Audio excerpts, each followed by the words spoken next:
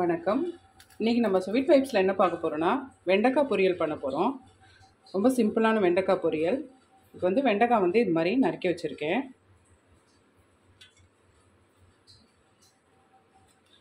அப்புறம் தாளிதம் பண்ணுறதுக்கு கடுகு ஜீரா எடுத்து வச்சுருக்கேன். கோகோனட் ஆயில் ஒரு ஸ்பூன் போட்டு கடுகு ஜீராலாம் தாளிச்சிக்கலாம். முதல்ல எண்ணெய் சுட்டுடுத்து இப்போ கடுகு போட்டுன்றலாம். கோகோனட் ஆயில் ரொம்ப மணமாக இருக்கும் பொரியலுக்கெல்லாம். அதனால் நான் கோகோனட் ஆயில் போட்டுக்கிறேன். கடுகு வெடிச்சிட்டோம். பெருங்காயத்தூள் சொல்லி போட்டுக்கிறேன்.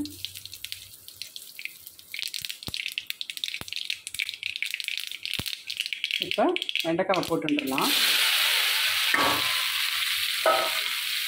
இப்படி மஞ்சப்பொடி போட்டு கவர் பண்ணி வச்சிடலாம்.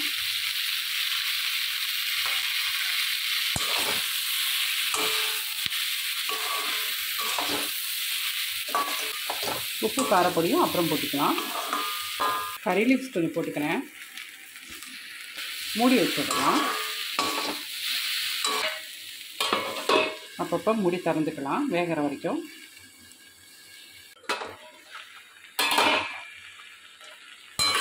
வதங்கி இருக்குதுங்க.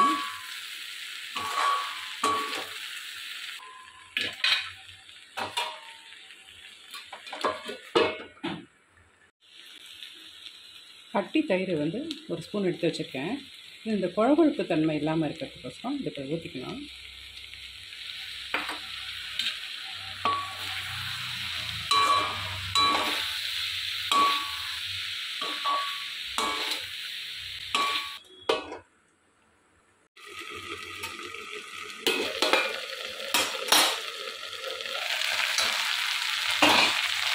தயிர் போட்டோன்னே சீக்கிரம் வந்துருக்கு.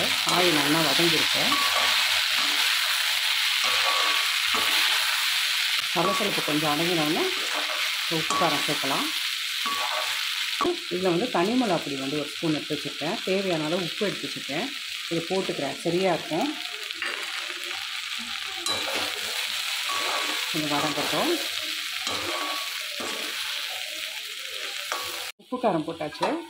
ஒரு 2 நிமிஷம் போட்டு வதக்கி வைக்கலாம். பொரியல் நல்லா சுட சுட ரெடி ஆகிடுது. இந்த கொத்தமல்லி தழை கொஞ்சம் போட்டுடலாம். நல்லா இருக்கும் வாசனையாக. எடுத்து வச்சிடலாம். அடுப்பு ஆஃப் பண்ணிடுறேன். நல்லா வதங்கிடுது பொரியல். பாருங்கள், ஒத்தையாக நன்னா இருக்குது பாருங்க. இந்த கர்ட் போட்டதுனால இந்த குழகுழப்பு இல்லாமல் நன்னா இருக்கும் பொரியல். சீக்கிரமும் வெந்துடும் காய்.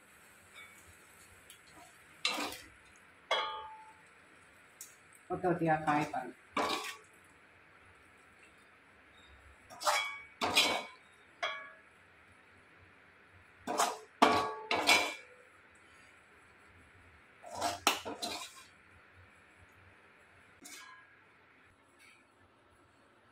நல்லா சுட சுட வெண்டைக்காய் பொரியல் ரெடி.